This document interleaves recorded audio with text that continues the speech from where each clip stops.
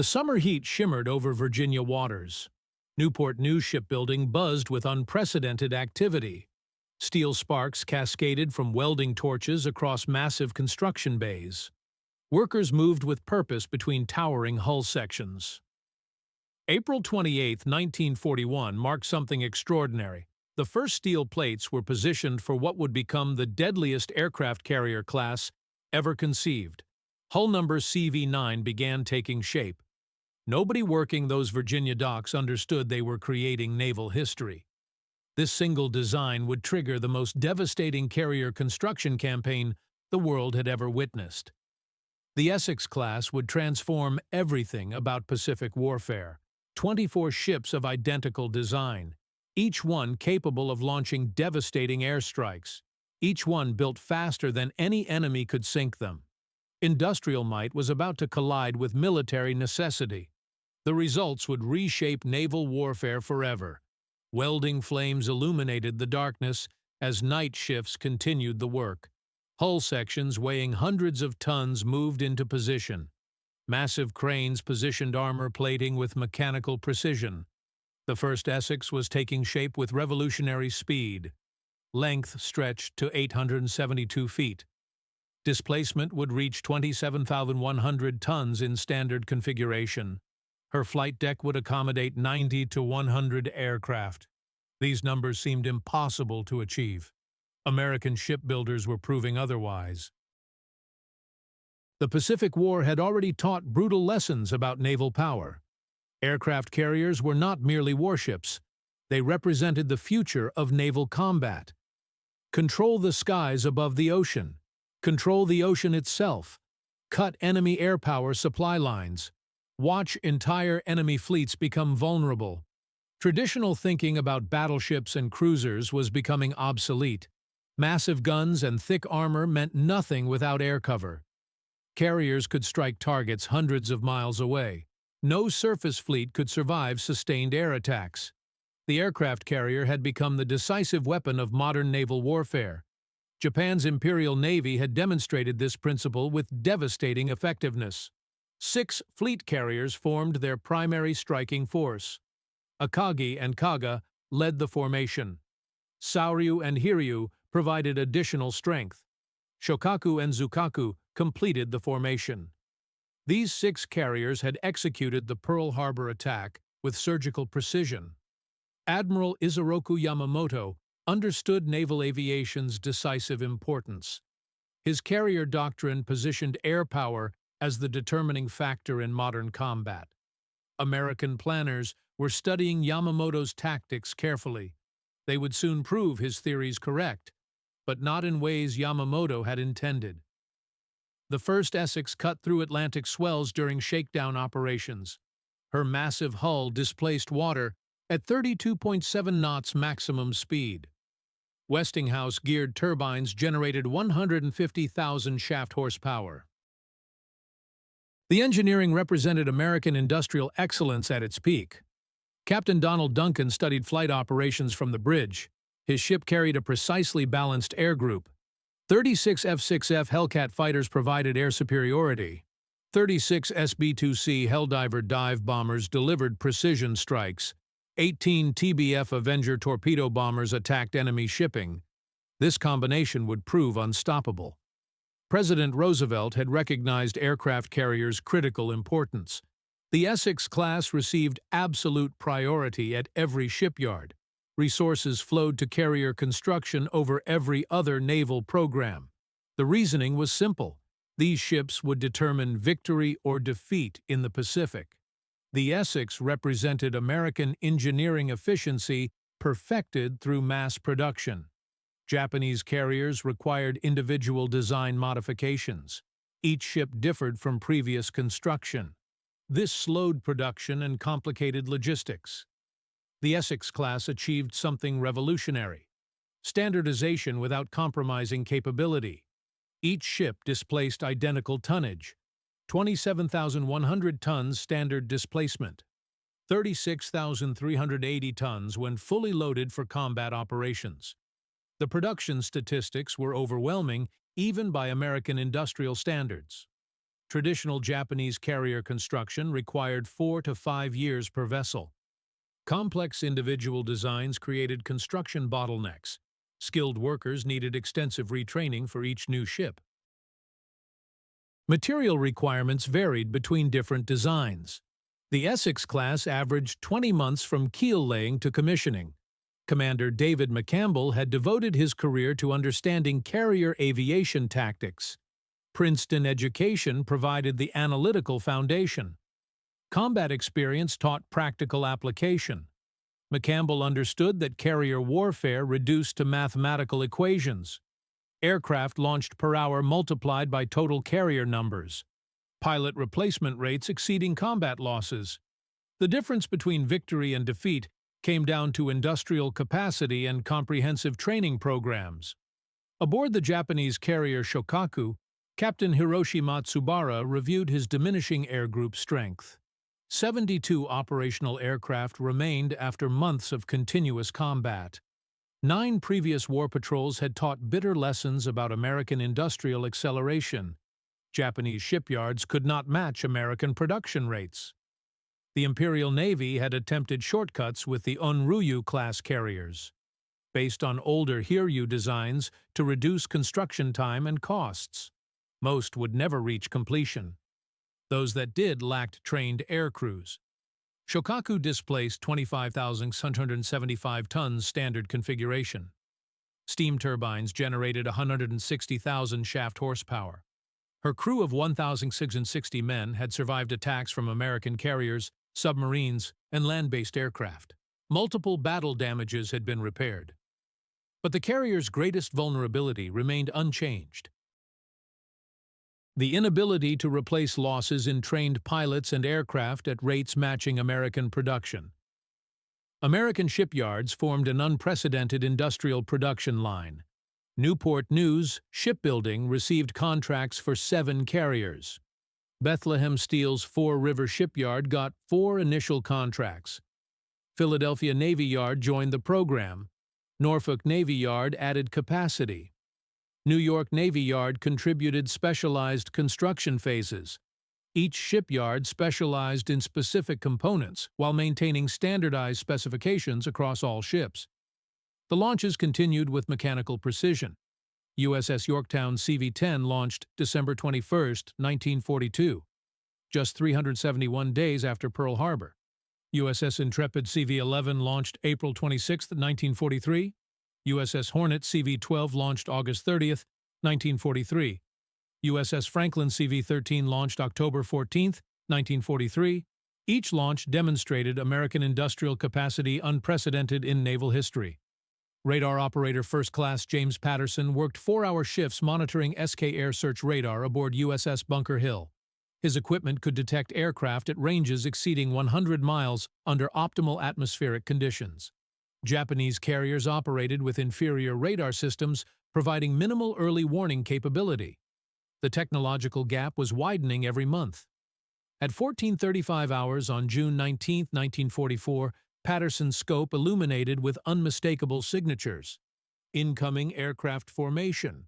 Range 150 miles bearing 260 degrees relative. Multiple contacts estimated at 69 aircraft in the first wave. He pressed the alarm button immediately. Sound-powered telephone connected him to Combat Information Center. Large raid bearing 260 degrees, range 150 miles, angels unknown, closing fast. Vice Admiral Jisaburo Ozawa had committed his entire remaining carrier force to Operation A-Go. Admiral Soemu Toyoda, Commander-in-Chief of the Combined Fleet, had ordered Ozawa to accomplish what Japan had failed to achieve 2 years earlier at Midway. 9 carriers including Taiho, Shokaku, Zuikaku, Junyo, Hio, Ryuho, Chitose, Chiyoda, and Zuiho. 440 carrier aircraft represented Japan's last concentrated naval aviation strength. Admiral Raymond Spruance, commanding Task Force 58, oversaw defensive preparations from his flagship, USS Indianapolis. Enemy aircraft approaching at 300 knots airspeed. Time to intercept calculated at 30 minutes. F-6F Hellcats already airborne on combat air patrol, vectored to intercept coordinates. The geometry of aerial combat reduced to vectors, speeds, and altitudes. Ozawa mustered 440 aircraft from 9 carriers. Spruance commanded 905 fighters, torpedo bombers, and dive bombers from 15 carriers. 6 were new Essex-class ships. Task Force 58's numerical advantage was overwhelming. The first fighter interception occurred at 1500 hours. Hellcats dove through the Japanese formation with devastating effectiveness. 6-gun armament delivered 2,000 rounds per minute. Armor-piercing and incendiary ammunition tore through Japanese aircraft. The Zeros, once masters of Pacific skies, were now outclassed in speed, armor, and firepower. Lieutenant Alexander Vratziu shot down 6 Japanese aircraft in 8 minutes of combat. His Hellcat's superior altitude performance and diving speed made engagement geometry simple. Climb above enemy formations, dive through with guns blazing, use superior speed to escape and climb for another attack run. Japanese pilots, many with less than 100 hours flight time, could not match veteran American aviators with 500 to 1,000 combat hours. The second Japanese attack wave arrived at 1530 hours. 128 aircraft met a wall of American fighters and anti-aircraft fire.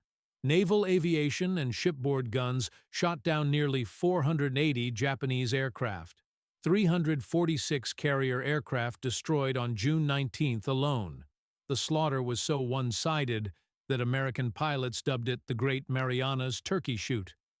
By sunset on June 19th, Ozawa had lost 346 carrier aircraft and 50 land-based planes. American losses totaled 30 aircraft. The exchange ratio was 15 to 1 in American favor. The equation was mathematically inexorable. Japanese pilot training programs required 18 months to produce marginally qualified carrier aviators. American programs graduated fully qualified pilots every 6 months. Numbers exceeded Japanese total production by factors of 10 to 1. The training differential had become insurmountable. But Essex-class carriers' demonstration of overwhelming superiority had just begun. On June 20th, Admiral Mark Mitcher ordered a maximum range strike against the retreating Japanese fleet. 216 American aircraft launched in late afternoon, pushing to extreme limits of fuel range. The strike was calculated risk. Fuel exhaustion threatened more aircraft than enemy action. The strike sank carrier Hiyo, damaged Zuikaku and Chiyoda, destroyed another 65 Japanese aircraft.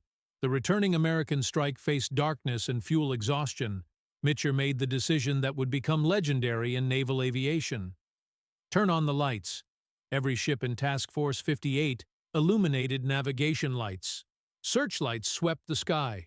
Landing platforms glowed like beacons. The decision risked submarine attacks, but it demonstrated American confidence in their complete superiority. 80 aircraft were lost to fuel exhaustion. Most pilots were rescued by destroyers and submarines. Japan lost 2 more carriers and virtually all remaining trained aviators. The Battle of the Philippine Sea represented more than tactical victory.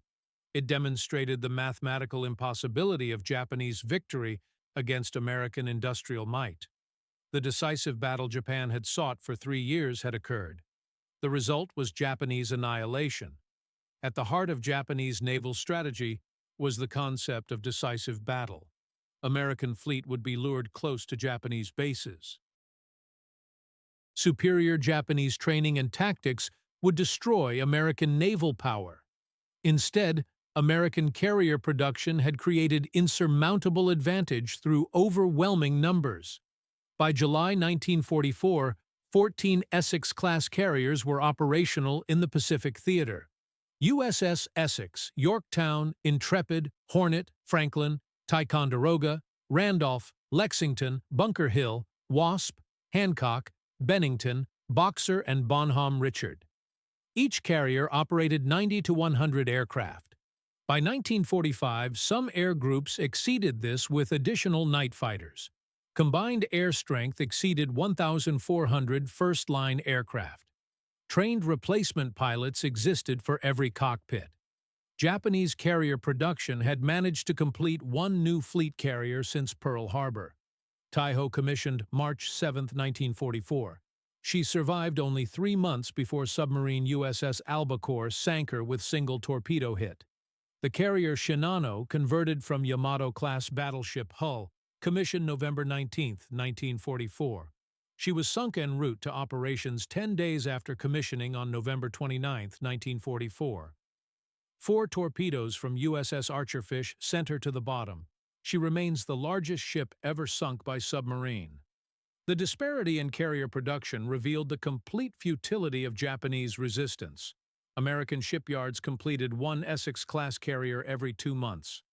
Japanese yards required 4 years to build single fleet carriers. Industrial capacity had determined the war's outcome before major battles were fought. By October 1944, when the Imperial Navy committed remaining carriers as decoys at Leyte Gulf, the outcome was predetermined by industrial mathematics. The Battle of Leyte Gulf demonstrated Essex carriers' complete operational dominance. On October 24, 1944, 17 American carriers launched continuous strikes against Japanese fleet formations. Admiral Kurita's center force, including super battleships Yamato and Musashi, faced relentless air attacks. Musashi alone absorbed 19 torpedo and 17 bomb hits before sinking. This demonstrated the concentrated firepower Essex air groups could deliver against any target. Meanwhile, Admiral Ozawa's northern force served as carrier decoy formation. Consisted of Zuikaku, Zuiho, Chitose, and Chiyoda, only 116 aircraft total among all 4 carriers. Many aircraft were piloted by trainees with fewer than 50 flight hours. The American carriers launched 527 sorties against Ozawa's force on October 25. All 4 Japanese carriers were sunk.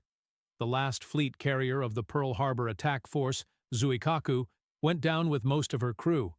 Admiral William Halsey's Third Fleet now contained 17 fast carriers built around Essex-class hulls. Task Force 38 could maintain continuous flight operations, launching strikes every 90 minutes for days without operational exhaustion. Japanese naval aviation had been reduced to untrained pilots flying one-way kamikaze missions. USS Franklin demonstrated Essex-class design survivability on March 19, 1945. 2 armor-piercing bombs detonated in her hangar deck. Massive explosions and fires erupted throughout the ship. The carrier suffered 724 killed and 265 wounded, the highest casualty toll survived by any American carrier. Yet Franklin remained afloat. Returned to the United States under her own power. Could have returned to service if the war had continued. The contrast with Japanese carrier survivability was stark and decisive. Japanese carriers Akagi, Kaga, Soryu, and Hiryu at Midway were destroyed by damage. Essex-class carriers repeatedly survived. American damage control training, equipment, and ship design philosophy prioritized survivability above all other considerations. Japanese carriers emphasized offensive capability over defensive resilience. This philosophical difference determined survival rates. Commander John Thatch, developer of the Thatch-Weave defensive tactic, analyzed the impact of American carrier superiority. His assessment emphasized that each Essex-class carrier multiplied combat power through superior aircraft numbers, advanced radar systems, overwhelming anti-aircraft defenses, and damage control capabilities that kept ships fighting after absorbing punishment that would sink any other Navy's carriers. Production statistics told the complete strategic story. During World War II, the U.S. Navy ordered 32 aircraft carriers of the Essex class. 26 were laid down. 24 actually commissioned for combat operations. Japan had commissioned fewer than a dozen true fleet carriers across 2 decades of construction, including Hosho, Akagi, Kaga, Ryujo, Soryu, Hiryu, Shokaku, Zuikaku, Taiho, and the incomplete Unryu-class vessels.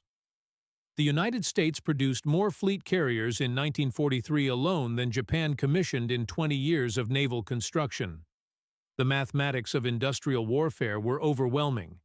Newport News Shipbuilding completed 7 Essex-class carriers: USS Essex, Yorktown, Intrepid, Hornet, Franklin, Ticonderoga, and Randolph. Each ship from keel laying to commissioning in under 20 months. The yard's workforce included thousands of women workers.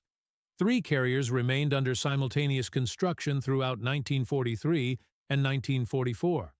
Bethlehem Steel's Fore River Shipyard completed 6 carriers: USS Lexington, Bunker Hill, Wasp, Hancock, Shangri-La, and Lake Champlain.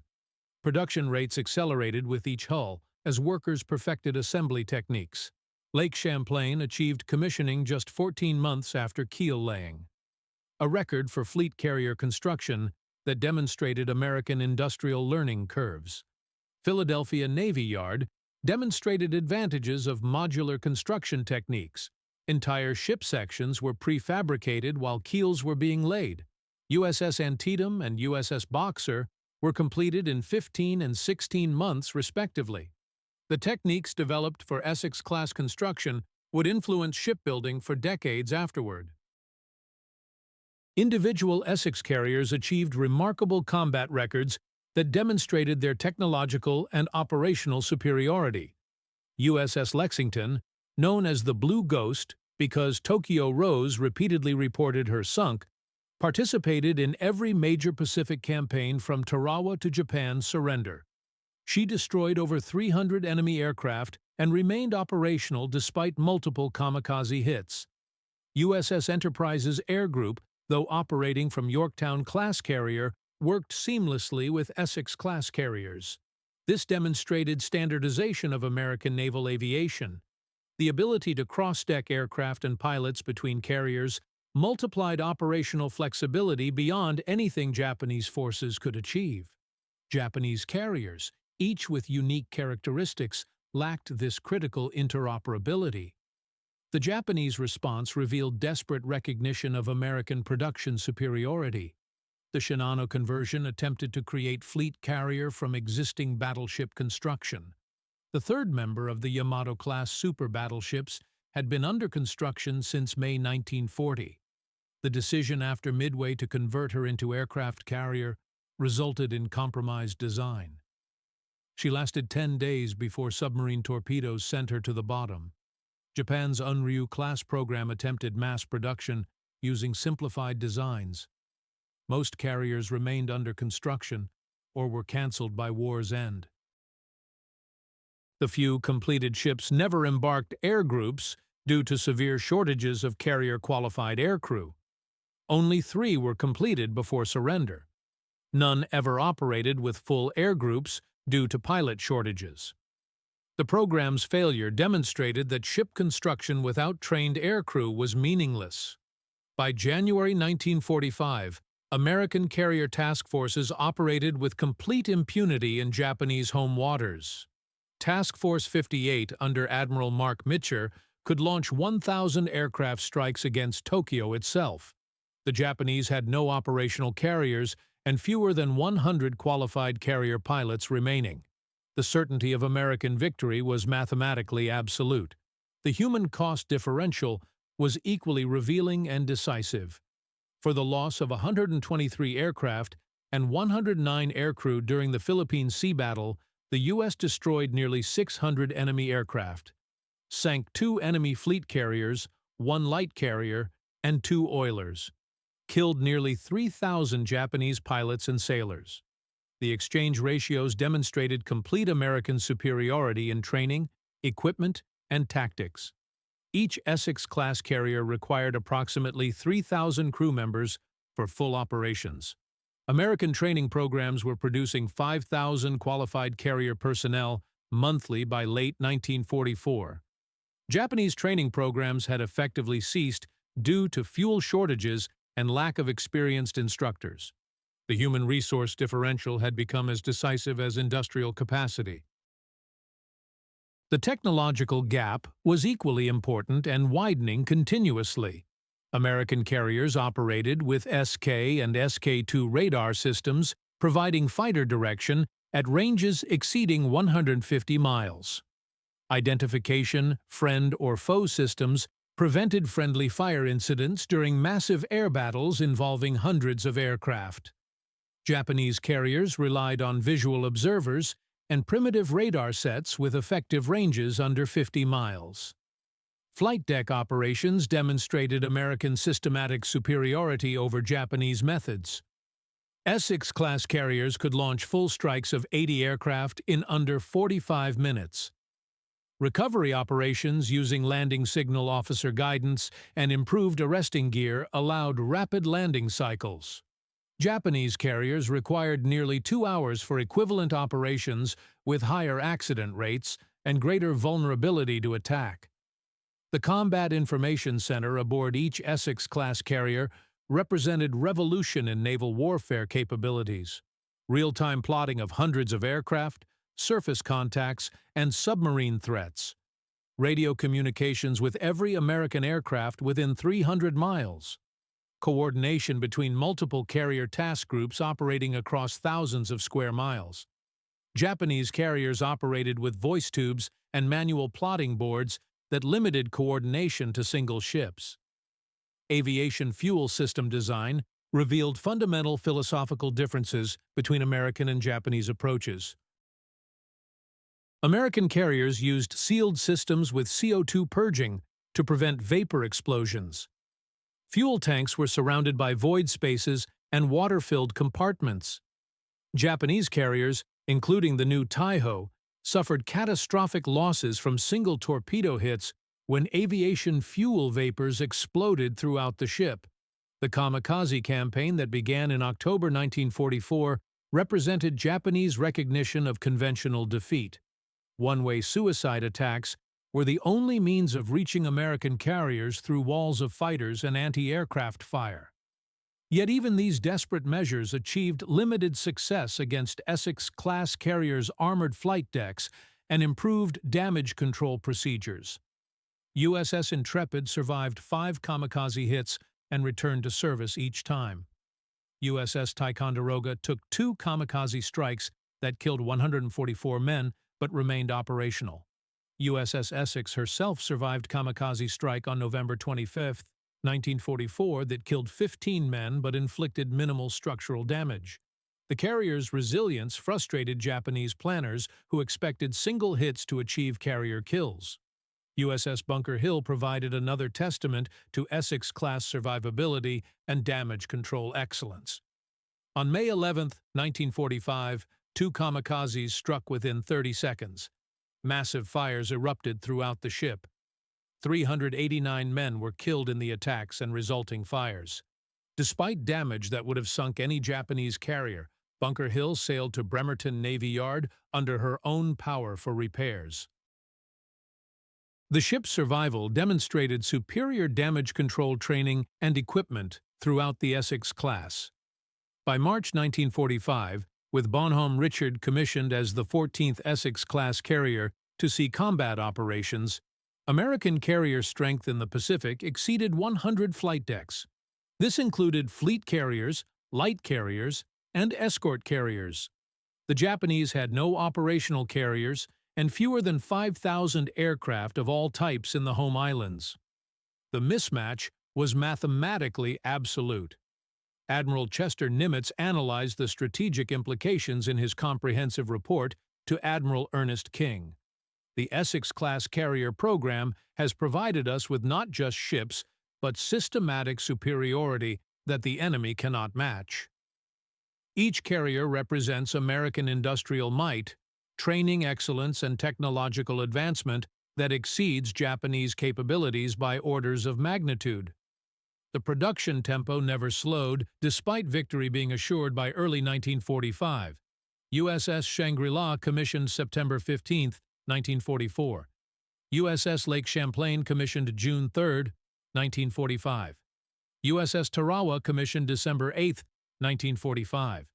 The program's momentum continued because American planners were already looking beyond World War II to potential future conflicts, requiring naval aviation supremacy.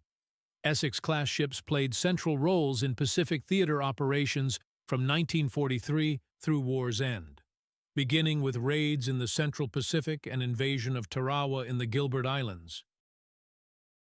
Every major amphibious operation from Tarawa to Okinawa depended on Essex-class carriers for air support, fighter cover, and close air support missions. The Marianas invasion demonstrated carrier operational tempo capabilities. 15 carriers launched 470 fighter sweeps and 220 bombing strikes while maintaining continuous combat air patrol for 19 consecutive days. Aircraft availability rates exceeded 80% despite combat losses and mechanical attrition. Japanese land-based aviation was eliminated as effective force through sustained carrier operations. Philippines operations in October 1944 saw 17 fast carriers operating in 4 task groups across hundreds of miles of ocean. American carriers launched over 1,400 sorties on October 24th alone during the Battle of Leyte Gulf. The next day, carrier aircraft sank super battleship Musashi with overwhelming air attacks that no ship could survive regardless of armor thickness. Commander David McCampbell's achievements with Air Group 15 aboard USS Essex exemplified American superiority in training, equipment, and tactics. On June 19, 1944, during the Marianas Turkey Shoot, McCampbell shot down 5 Japanese dive bombers to become ace in a day. Later that afternoon during second sortie, he downed 2 more Zeros over Guam. On October 24, 1944, in initial phases of the Battle of Leyte Gulf, he became the only American airman to achieve ace in a day status twice, shot down 9 enemy planes in single mission. McCampbell's Air Group 15 became known as the Fabled 15 throughout the Pacific Fleet. During 6 months of combat operations, they destroyed more enemy planes than any other air group. 315 aircraft destroyed in aerial combat. 348 destroyed on the ground. More enemy shipping sunk than any comparable unit. The entire air group was credited with sinking 296,500 tons of enemy shipping, including 1 battleship, 3 aircraft carriers, 9 cruisers, and 19 destroyers. The pilot training differential revealed another dimension of American superiority over Japanese capabilities. Each Essex-class carrier's air group required approximately 350 pilots and aircrew for full operations. American training programs were producing 2,000 qualified naval aviators monthly by 1944. Japanese training programs had collapsed to producing fewer than 100 partially trained pilots monthly due to fuel shortages and instructor losses. Operational loss statistics told the story of experience differentials between American and Japanese forces. American carrier air groups averaged 2% operational loss rates per month from accidents. Japanese units with inexperienced pilots suffered 10% monthly operational attrition rates. Combat loss ratios by 1945 exceeded 10-1 in American favor. The Turkey Shoot was not anomaly but normal result of superior training and equipment. Aircraft production statistics reinforced carrier superiority through overwhelming industrial capacity. Grumman delivered 12,275 F-6F Hellcats between 1943 and 1945. Curtiss-Wright produced 7,140 SB-2C Helldivers. General Motors' Eastern Aircraft Division manufactured 9,839 TBM Avengers. Monthly American production exceeded Japanese annual production by 1944. The industrial differential was insurmountable. The logistics network supporting Essex-class operations was equally impressive and unprecedented. Fleet oilers, ammunition ships, and supply vessels maintained carriers at sea for months. Underway replenishment techniques perfected during the war allowed continuous operations without port visits. Japanese carriers required frequent port visits for basic supplies, limiting operational flexibility and exposing them to submarine attacks. The Iwo Jima campaign in February 1945 showcased Essex-class endurance and operational capabilities. carriers launched strikes for 72 consecutive hours before the invasion commenced, then provided continuous close air support for 36 days of ground fighting. Aircraft from USS Essex alone flew 1,418 combat sorties, dropped 156 tons of bombs, fired 141 rockets at ground targets. No Japanese carrier force could have sustained such operational tempo.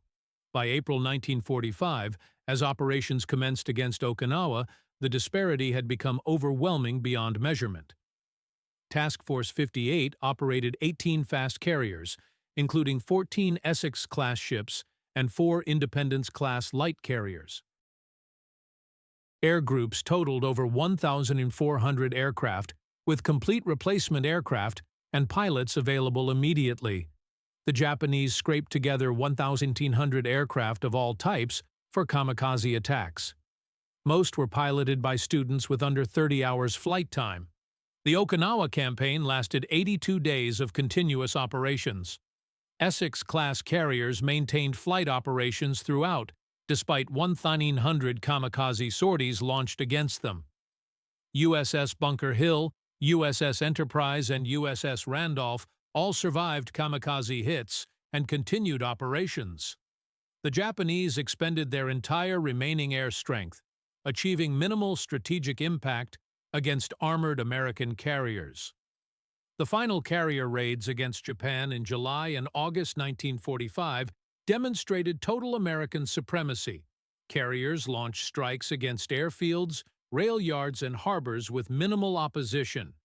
On July 10, 1945, Task Force 38 launched 1,022 sorties against Tokyo area targets, more aircraft than Japan possessed in entire home islands. Japanese anti-aircraft defenses were ineffective against high-performance American aircraft operating from Essex-class carriers. The atomic bombs ended the war before Operation Olympic. The invasion of Japan could demonstrate even greater carrier concentration. Plans called for 24 Essex-class carriers supporting the invasion, the largest concentration of naval aviation ever assembled. The British Pacific Fleet's experience operating alongside Essex-class carriers revealed American superiority even among allies. British carriers with armored flight decks but smaller air groups struggled to match American operational tempo. HMS Formidable operated 36 aircraft compared to an Essex's 100. The British openly admired American damage control techniques and adopted many for their post-war carriers. Post-war analysis revealed the full scope of Essex-class dominance over all opposition. None were lost to enemy action despite sustained combat operations. Several sustained crippling damage from kamikaze attacks, conventional bombing, and torpedo attacks. Not a single Essex-class carrier was lost to enemy action. Japanese carriers suffered nearly 100% loss rates. The survivability differential was not luck, but design philosophy and damage control excellence. Admiral Raymond Spruance's assessment captured the achievement and its strategic significance. The Essex-class carrier program provided the United States Navy with the decisive weapon system of the Pacific War. Not through individual superiority alone, though that existed, but through systematic production that overwhelmed Japanese capabilities. We built more carriers in 1943 than Japan commissioned in 20 years. That industrial reality determined the war's outcome. The legacy extended far beyond World War II victory. Essex-class carriers would serve through Korea, Vietnam, and into the 1990s as training carriers. USS Lexington, the last operational Essex-class carrier, was not decommissioned until 1991. 48 years of continuous service. Their design influenced every subsequent American carrier. The production techniques developed for their construction revolutionized shipbuilding globally. The final accounting was stark and decisive. 24 Essex-class carriers commissioned for service. 14 saw combat in World War II.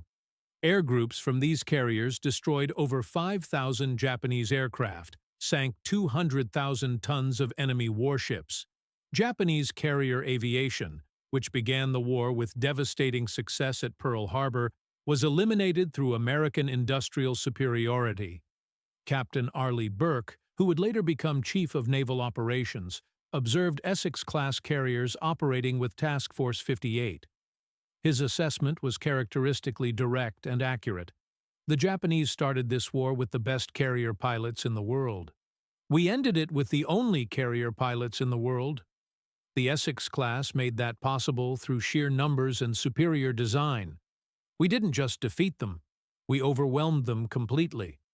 Industrial mobilization statistics revealed the true scope of American achievement during wartime production.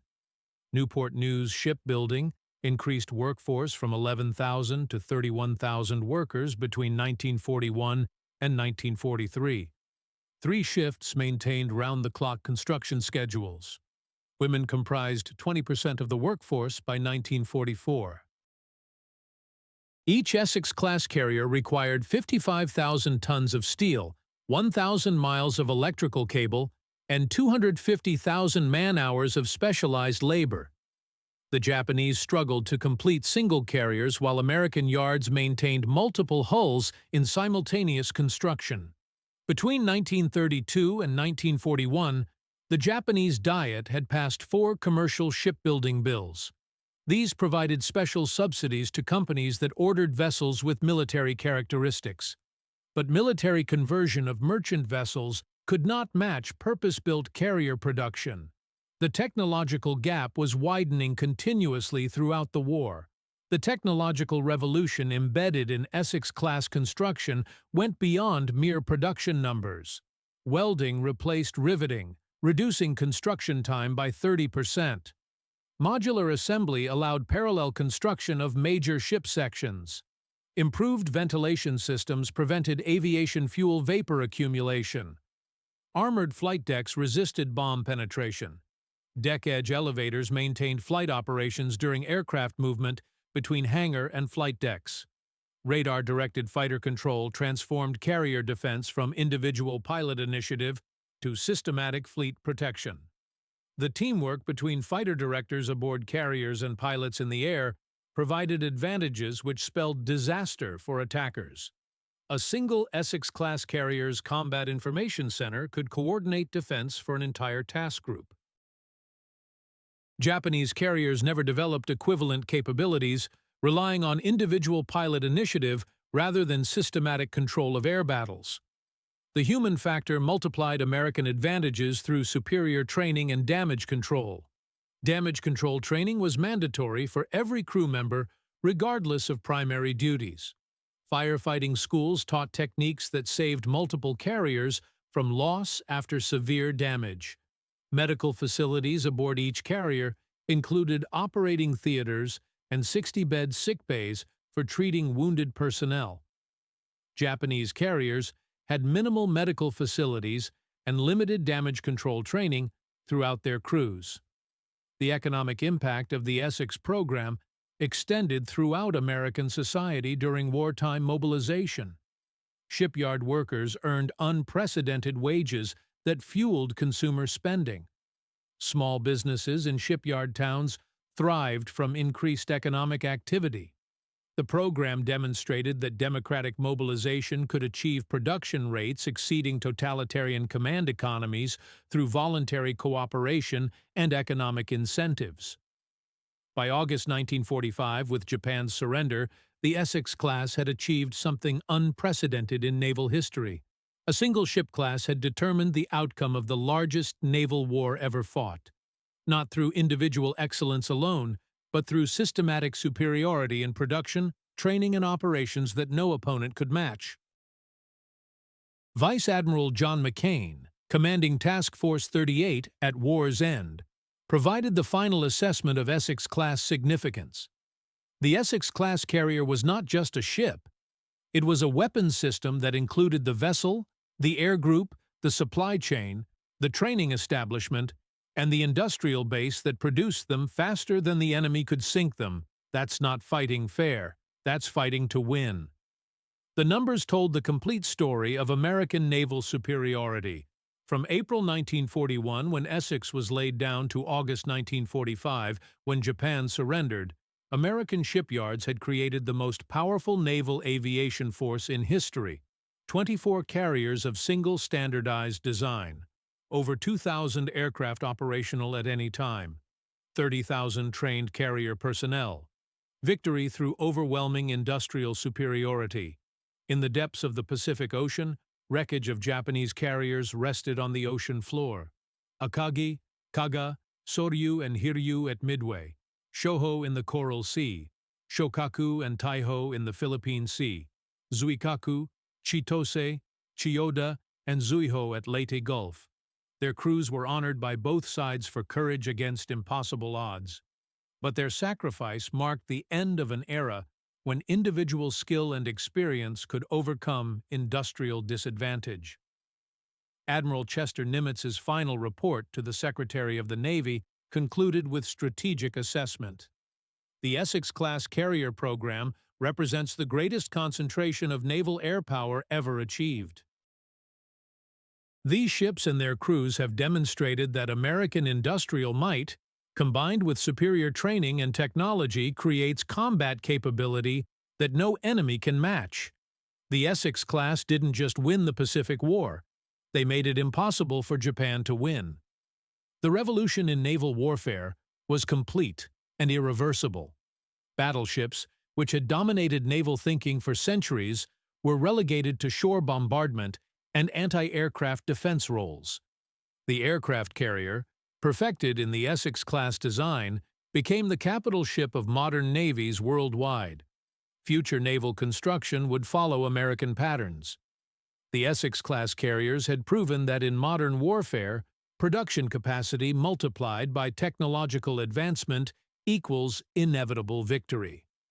They had demonstrated that democratic nations, when fully mobilized, could harness industrial power that authoritarian regimes could not match through command economics. In the vast Pacific Ocean, where distances were measured in thousands of miles and battles determined by aircraft operating from mobile bases, the Essex class had proven that quantity produced with quality equals absolute victory over any opposition.